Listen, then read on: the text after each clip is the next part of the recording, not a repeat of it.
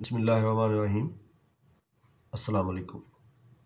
Human resource management chapter 13 का second lecture है आज, जिसमें हम डिस्कस कर चुके हैं कि safe and healthy work environment के बारे में कि किस तरह एचआर डिपार्टमेंट जो है वो अपना रोल प्ले करता है एम्प्लॉयज़ के लिए। उनकी जो वर्क प्लेस है वहाँ पे किस तरह एम्प्लॉयज़ की सेफ्टी का ख्याल रखा जा सके, उनको किस तरह ऐसी हेल्दी इन्वायरमेंट प्रोवाइड की जा सके ताकि वो इलनेस, इंजरी और एक्सीडेंट से अवॉइड कर सकें। तो जॉब सेफ्टी प्रोग्राम्स के बारे में आज देखेंगे कि जॉब सेफ्टी प्रोग्राम्स क्या होते हैं। सबसे पहले तो कॉस्ट ऑफ एक्सीडेंट्स को देखते हैं कि किस तरीके से अगर कोई खुदा नास्ता कोई एक्सीडेंट हो जाता है तो उसकी क्या कॉस्ट पे करनी पड़ती है कंपनी को। वर्कर्स कंपनसेशन प्रीमियम, अगर इंश्योरेंस करवाई हुई है तो ज़ाहिर है उसका वो प्रीमियम पे करना पड़ेगा। Time lost due to injury, time भी ज़ाया होगा, हादसा हो गया तो टाइम भी वेस्ट हो गया इसके ऊपर। Time to investigate report accident, investigate भी करना पड़ेगा और जो रिपोर्टिंग करनी है उसको वो भी टाइम लगेगा। डैमेज टू इक्विपमेंट मटेरियल्स, वो भी लॉस होगा उस दौरान। Work stoppage, personnel change over, बंदे भी चेंज करने पड़ेंगे, काम भी रुक जाएगा। तो ये सबसे बड़ी कॉस्ट है कि जब कोई खुदा न खास्ता कोई इंजरी, कोई एक्सीडेंट हो जाता है कंपनी के अंदर, कोई फैटलिटी हो जाती है कोई एम्प्लॉई के साथ, कोई या वैसे खुदा न खास्ता कोई इलनेस हो गया, कोई डेथ हो गई, तो इसका मतलब ये है कि कॉस्ट उसकी कंपनी को पड़ेगी और वो इन सूरतों में हो सकती है। कॉजेज़ ऑफ एक्सीडेंट्स में accidents are generally classified as human और एनवायरमेंटल। या तो बंदों की गलती हो सकती है, कुछ लापरवाही हो सकती है, कुछ केयरलेसनेस हो सकती है, या कोई एनवायरनमेंट की वजह से भी हो सकता है।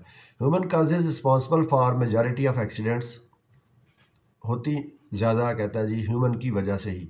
तो एनवायरमेंटल काजेज में क्या होता है, टूल्स, इक्विपमेंट, कोई मशीनरी थी वो टूट गई है, फिज़िकल प्लांट है, और जनरल वर्क एनवायरनमेंट है। कोई ऐसी स्टेप सीढ़ी पे चढ़ा हुआ था तो गिर गया, सीढ़ी स्लिप हो गई है, कोई लिफ्ट थी वो टूट गई है। तो मतलब ये डिफरेंट एनवायरनमेंट की वजह से भी हो सकते हैं। जॉब सेफ्टी प्रोग्राम्स में प्रिवेंटिव मेजर्स क्या हो सकती हैं, इसके लिए हमें क्या एहतियातें चाहिए। इनको सेफ्टी में सबसे पहले हम प्रिवेंशन को यूज़ करेंगे, तो उसमें एजुकेट किया जाए लोगों को, उनको बताया जाए कि किस तरीके से आप सेफ्टी को अपने ऊपर अप्लाई कर सकते हैं। स्किल ट्रेनिंग प्रोवाइड की जाए, इंजीनियरिंग प्रोवाइड की जाए, प्रोटेक्शन डिवाइसेस दी जाए, उनको सेफ्टी किटें दी जाएँ, टूल किटें दी जाएँ, और रेगुलेशन एनफोर्समेंट और लॉज के ज़रिए उनको ऊपर इम्प्लीमेंट किया जाए। अगर वो सेफ्टी को ओबे नहीं कर रहे, अगर सेफ्टी लॉज को कंपनी नहीं मान रही या एम्प्लॉयज़ नहीं मान रहे, तो उसको पेनलाइज किया जाए। इंश्योरिंग जॉब सेफ्टी, कैसे आप इंश्योर करेंगे कि जॉब की सेफ्टी जो है वो एक एम्प्लॉई, हेलमेट पहनना ज़रूरी है, आपको बिल्डिंग पे जा रहा है, बिल्डिंग के हवाले से तो हेलमेट है, बेल्ट है, सेफ्टी बेल्ट है, तो वो किस तरह उनको इंश्योर किया जाए। Management needs feedback from inspections, reports and observations.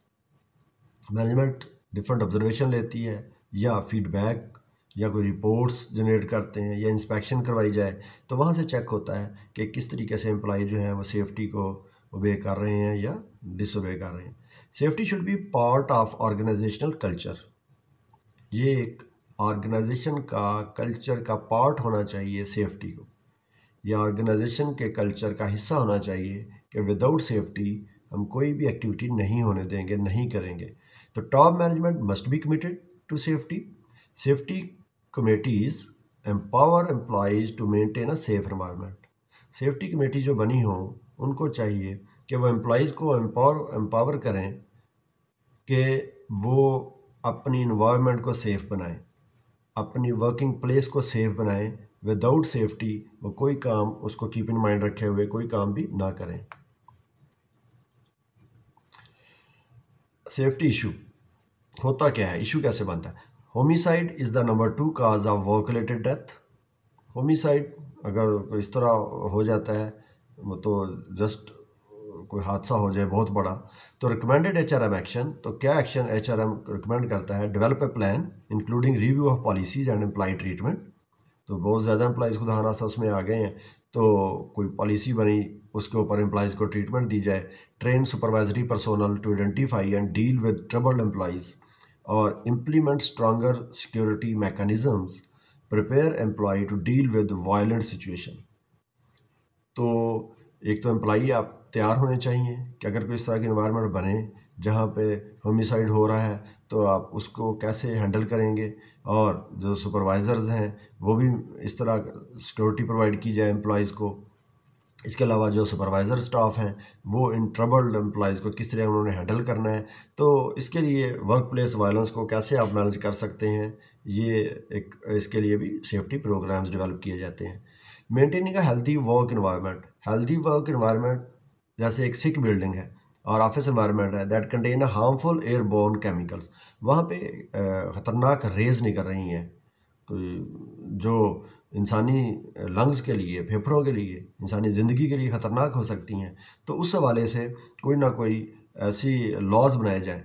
Asbestos है, कोई केमिकल है ख़तरनाक जो इंसानी ज़िंदगी को तबाह कर देता है अगर इंसान के अंदर चला जाता है। और इंडोर पॉल्यूशन है, कोई पॉल्यूशन वाली ऐसी इंडस्ट्रीज़ हैं जिस तरह केमिकल इंडस्ट्रीज़ की एग्जांपल है, तो वहाँ पे एम्प्लॉयज़ की जो लाइफ है वो ज़्यादा ख़तरनाक ऑब्ज़र्व हो सकती है। जो पॉइजन्स उसके बॉडी में जा रहे हैं किसी न किसी तरीके से, तो वो उसकी ज़िंदगी का बन सकते हैं। तो सिक बिल्डिंग जो है उनका ख्याल रखना चाहिए कि वो ख़ुद ही एक एनवायरनमेंट को पोल्यूटेड कर रहे हैं, वो अपनी एम्प्लॉयज़ के लिए भी हार्मफुल हो रहे हैं। Suggestions for keeping the environment healthy include making sure workers get enough fresh air, वहाँ पे एम्प्लॉयज़ के लिए फ्रेश एयर का अरेंज होना चाहिए। Avoiding suspect building material and furnishing, जो मशकूक सामान पड़ा हुआ है उसको अवॉइड करना चाहिए। Testing new buildings for toxins before occupancy, नई बिल्डिंग को अगर आप ऑक्यूपेंट कर रहे हैं तो वहाँ पे कोई टॉक्सिन्स वगैरह का टेस्ट किया जाए, वहाँ पे कोई ऐसे टॉक्सिन्स तो नहीं है जो इंसानी ज़िंदगी के लिए मुखलिक साबित हो सकते हैं। Providing a smoke free environment, सबसे बड़ा इशू कि स्मोक फ्री इन्वायरमेंट प्रोवाइड की जाए।